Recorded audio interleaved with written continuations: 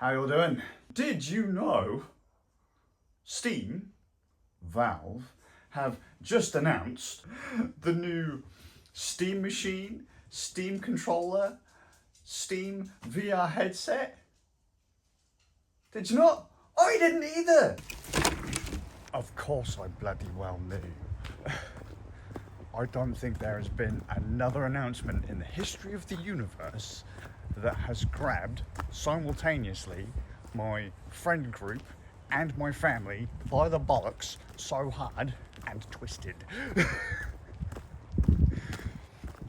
I was inundated with emails, text messages, phone calls, dude. And then my boys come bursting through the door. Dad, Valve, new stuff. Oh my God. It's like, yeah? Calm down. When? Next year. That's next bloody year. All right, we're coming to the end of this year, but unfortunately though, for me, good job, Valve, but tiny bit too late. Why? Ties into here, kind of, right? So, Valve have announced there's the new Steam controller. I absolutely love the Steam controller, the original Steam controller, the Steam machine Steam controller that came out a bajillion years ago that Valve, when they lost their mind, discontinued it. Brilliant piece of hardware, fantastic pad, personal favourite, one of my personal favourites. But it only had one problem. There was one problem with that pad. It only had one analog stick. It's called the OWL pad, and there was like track pads, and then one stick and some buttons. And you go, well, why was that a problem? Like, why was the one stick a problem, and yet you like it so much? The touch pads were great, but people weren't willing to change how they wanted to work. They wanted two sticks. So instead of like embracing the trackpad, the touchpad, and the gyro aim, fantastic, people bellyache, there's no other stick. The same people who were going out and buying Steam machines, which were Valve's early attempt at a Linux gaming console, they were buying those, which were ridiculously too expensive, by the way. Ridiculously too expensive for the time. It was like laptop hardware, and it was gutless laptop hardware at that. Very expensive. They were buying those and then putting Windows on them. Yeah, man, how you play all your games on your Steam machine, install Windows. It's like, then it's not a fucking Steam machine, is it, you idiot?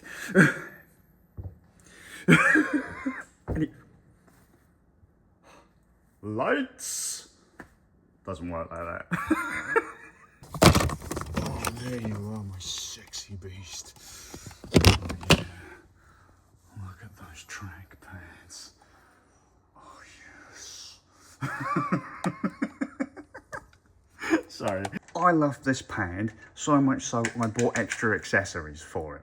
The thing on the back was not standard. It comes with a little dongle. That's what the chubby bit is. It's a dongle. It's got Bluetooth on it. It came with a dongle itself and an extension so you can plug it into your PC. Stop falling off the wall, please. And it was just rad. I'd always have the dongle hooked up to the TV, or up to the TV, up to my console, up to my PC. It was a console, effectively. And then I'd have this dongle in the back. I think you'd like turn it on and press like A or hold A, and it would switch which dongle it was trying to pair to. And I'd have this one for like laptop or whatever that I was gonna have it hooked up to play games. I loved this pad. I actually followed a YouTuber, I can't remember his original name, something egg, but he became Rambletown. There was a YouTuber who made videos exclusively about the Steam pad and Steam input, and he was amazing at it. It was the reason this pad didn't do as well as it should have done. Same with the Steam machines. People just weren't willing to adapt. But all of the stuff from this pad ends up in the Steam Deck. And so many people take advantage of the Steam input stuff, like being able to remap buttons on a regular control pad, like an Xbox pad or whatever, to say keyboard and mouse and all that. It's ridiculous. So many people take advantage of that every single day, but it started here. It started with the Steam machine and the Steam pad. This pad was so flexible, I was playing World of Warcraft on it. I mean, I should probably go to prison for admitting that I played WoW. Although I did say that I had a Frostmourne sword the other day, so fuck it, it's done. The VR. Valve releasing their new VR headset. What was codenamed the Decade, now the Frame, I think, which is pretty damn cool, man. It's going to be a Steam Deck, but strapped to your face, and it's going to have eye tracking and foveated rendering, so it's only going to render the parts that you look at, yeah, which is insane, because then you can put lower end hardware in. You don't have to render the entire image in super high quality, because you're only going to be noticing the bit where your peepers are looking. Don't know how that's going to work for me though, because I'm blind in one eye. It's also fully compatible with the Steam machine. That's absolutely fantastic. Well, of course it will be. Yeah, but that's also part of the reason why I'm a bit...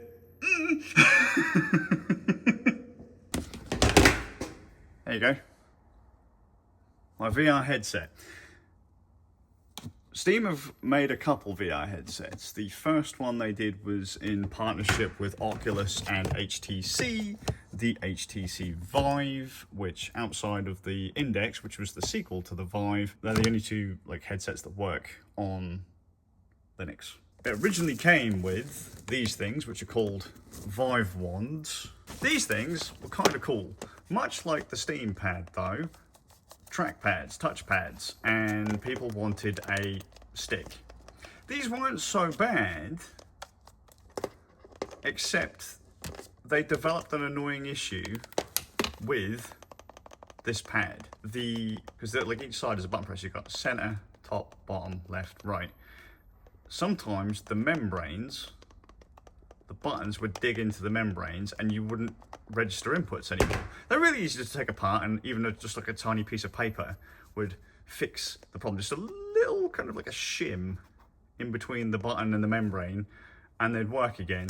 But these, people didn't like them a huge amount. So when the Index came out, they got rid of these. Gave us actual sticks. Then you got the Knuckles. Now, these are Index pads, but they work with the Vive. And these were absolutely great. They were finger tracked, so they had a capacitive section here, so you could tell when you're actually gripping the pad. Sticks, like a mouse scroll, buttons, really, really nice pads. Really cool that you could buy them separately. They're tiny though. They're like baby-like in my hands. I put my hand on them to like rest, and my thumb kind of clearly goes over. So I do this with a lot of controls. My thumb always goes there, or I have to like pivot my thumb. Like, it's so uncomfortable to do that over periods of time. This is actually a really nice pad. My mate Jet actually 3D printed me some risers though.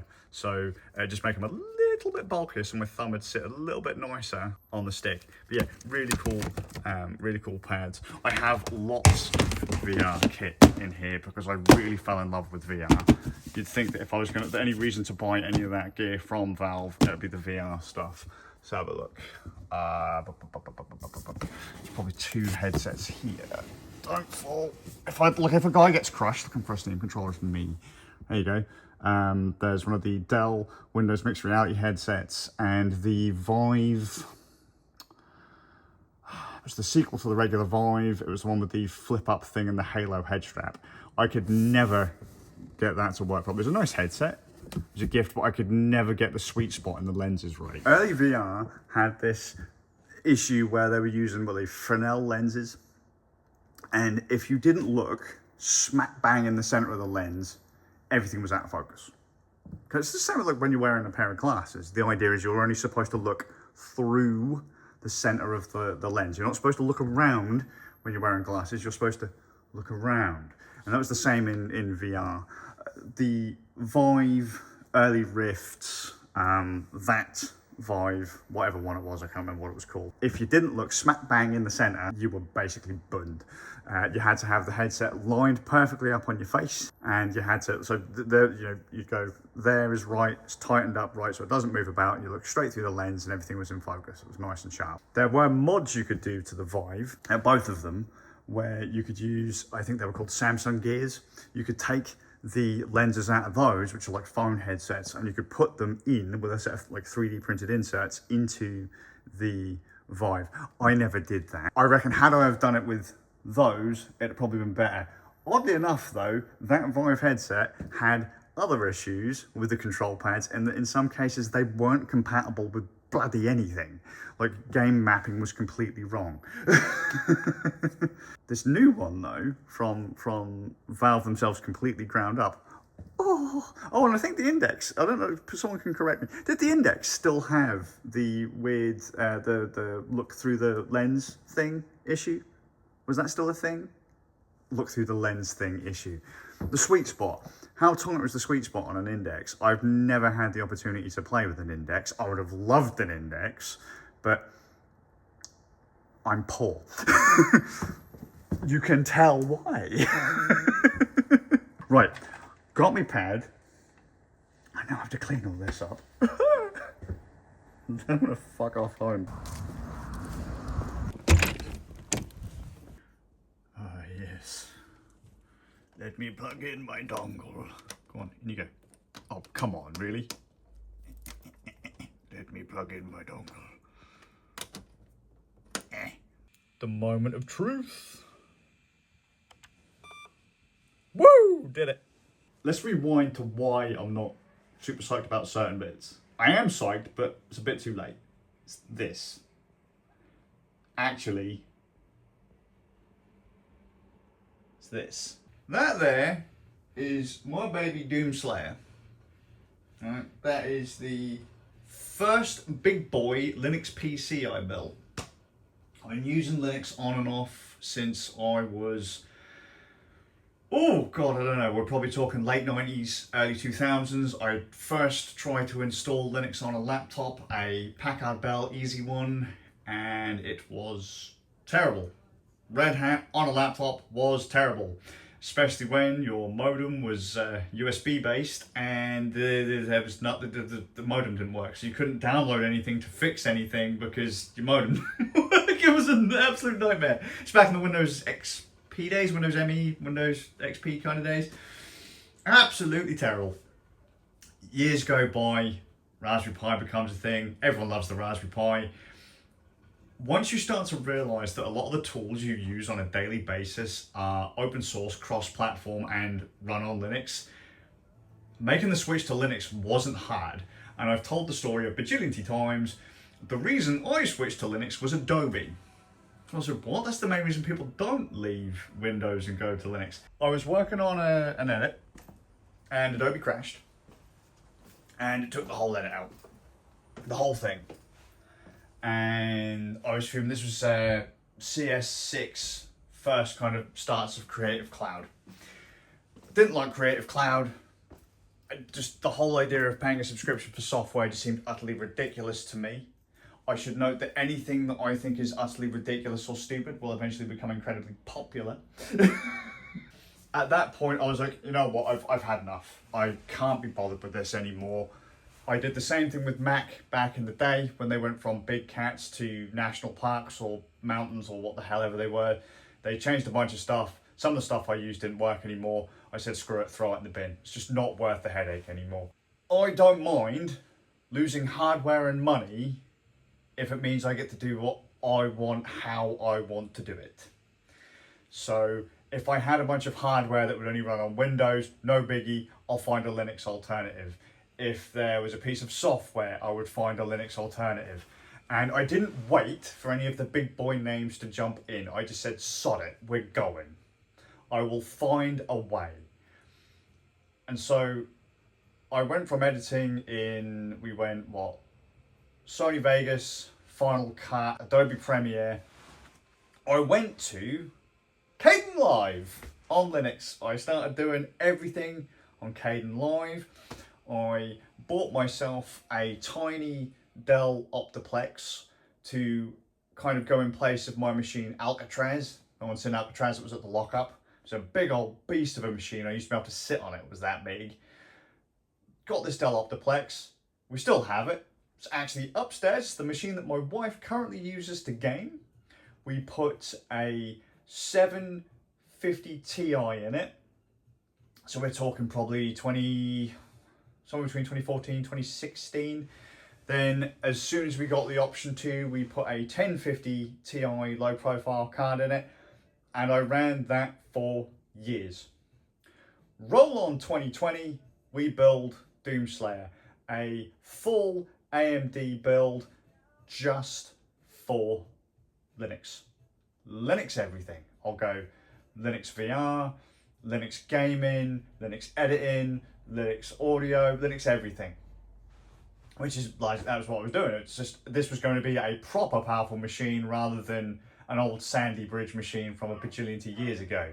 So we build Doom in 2020, and then that was it. Until I cooked a couple of graphics cards. I tend to go pretty hard on my equipment. It's used constantly as hardcore as I can, and yeah, and this was during the graphics card shortage, so everything was massively expensive to repair and replace. I ended up switching to an NVIDIA graphics card because I wanted to use the NVIDIA hardware encoder on the 30 series. That was expensive. And then with great power comes a great ball ache. 30 series card didn't fit in Doom's case. So I had to get a whole new case and all that, and we ended up building my baby Belial. Roll on 2022, Valve releases the Steam Deck. I think it was 2022. Steam Deck is the refinement of every piece of kit that Valve has released up until this point. Everything that was great about the Steam machines, everything that was great about the Steam pad, everything that was great about Steam OS. I use Steam OS, the version 2 of Steam OS, when they let you put it onto your own machines. So good. All before the Proton and all that. Which, by the way, switching operating systems was great back then, because I have found so many really cool games from before the Proton days.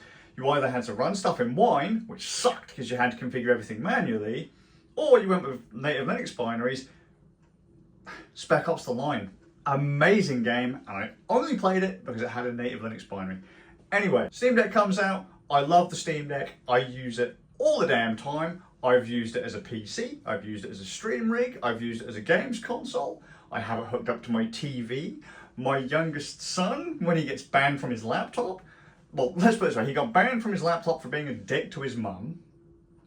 And then he now uses his Steam Deck for everything. Discord calls, capturing stuff, editing stuff, photos, video, everything he does it on the deck. His homework, when he does his homework, he does it on the deck. And we've been saying for ages, hey yo, Valve needs to release effectively the Steam Deck without a screen so that we can just hook it up to a TV constantly. My deck is almost always hooked up to a TV set. It's a wee bit on the small side for my hands. I cramp up very quickly using handheld machines. Even with the Switch 2, and it's bigger than the Switch 1, that's uncomfortable. Steam Deck's bigger than the Switch 2, that gets uncomfortable. I need a big old beefing controller like the original Xbox Duke. Like, such a great pad, man. We wait and we wait and we wait. It was the obvious product to release and it didn't happen. The desktop version of SteamOS 3, we were waiting and waiting and waiting, and I was like, you know what, bollocks to it. This year, I'm gonna rebuild Doom, I'm gonna rebuild Belial, and I'm gonna put the best parts I can afford into the other bits that I have available. So, motherboard, cap out the processor on it, get a nice graphics card that will fit into Doom's case, just rebuild everything. And that's what I did. And that's why the Steam machine, long story even longer, just doesn't work for me. It's too little too late. What's it they calling it now? My boy came in this morning and was like, yeah man, I really want to get a Gabe Cube. It's like, alright dude, cool. It looks amazing, and it's going to be cool to see, because VR is now compatible, Steam in-home streaming would always prompt that little box. That would always get that little box to come up. It was a nightmare because you'd have to go and click the thing on the host machine to be able to continue with the game that you were trying to play or the piece of software you were trying to run. Absolute nightmare, especially when you're like, I'm upstairs in bed and I've got to go back downstairs and press the button, or I'm in another fucking section of the house, so I've got to go do a thing. VR didn't even work over Steam in-home streaming. Didn't work. Valve released an app to allow you to use the Steam in-home VR streaming thing for Quest headsets. Didn't work on Linux. You couldn't use it. You couldn't connect to the client on Linux. I don't remember what the last thing was I was saying. I think it was about the Wi-Fi on the headset and being able to use Steam VR wirelessly on Linux. That's going to be absolutely phenomenal. That there is a new headset coming out that supports Linux out of the box, that supports, let's be honest, a low middle-end headset, and because of the extra technology they have in the headset, the eye-tracked foveated rendering, that is going to make it possible for that low mid-end machine to actually do the groove that it's supposed to do. It's going to be nicely polished. It's going to be tight. It's going to just work. And to be frank, if you have any other hardware combination come 2026 or after 2026 that isn't, say, a Steam machine, Steam Deck combo, like you're rocking a whatever PlayStation or whatever Xbox, you're probably doing it wrong, because you'll get much better deals through Steam. You'll get much better support through Steam. You'll be able to do more stuff through Valve and that hardware. You know, you're going to have VR. You're going to have a desktop PC, whether you buy a Steam Deck or a Steam machine or the headset. Any headset after 2026, after the frame comes out, is frankly, it's obsolete. Like this thing, I haven't looked at much about it as yet, but if it's a Steam Deck bolted to your head with the tech in it that I've read so far, the foveated rendering, the eye tracking, all that kind of stuff, the idea that it is literally a full-on PC on your face, Apple Vision Pro, or whatever they called it, done. Quest, done. It's all going to be down on all of these pieces of hardware what the price point is going to be. My boys are so psyched, it's not even funny. I've been in the Linux game for a long time now, and this is such a wonderful package. Average Joe's just going to jump in and go, what's Linux? They're just going to go, well, this is my Steam machine, and they're going to turn it on, and they're going to play, and they're going to have fun. They're going to turn it on, they're going to install some apps, they're going to have fun. It's just going to function for them. They're going to have a nice, well-rounded package. Now all you need is a fucking Steam phone. Get on it, Gaben. So this is just a rambling trip down memory lane of Valve's hardware releases. A little bit late for me in some cases, but, you know, hey, I'm still psyched for it. I'm still excited for it. I look forward to see what people do with them. All going to come down to that price. I think people might be expecting a little too much already, though. I've seen some people speculate where they want it to be. If that's more than £300, that's way too much. It's like, you know, I think you're asking a bit too much there, but hey yo. What do I know? Gaben will work the magic. I don't need a Steam machine. I'm one of those weird bastards that has my PC hooked up to a 58-inch TV in the living room. But had things have remained the way they were, like last year, start of this year, that Steam machine would be great. I reckon it'll be far more polished than the machine that I've built. I'm going to head off. Hope you're all well. And I'll see you all with a bit of luck in the next one.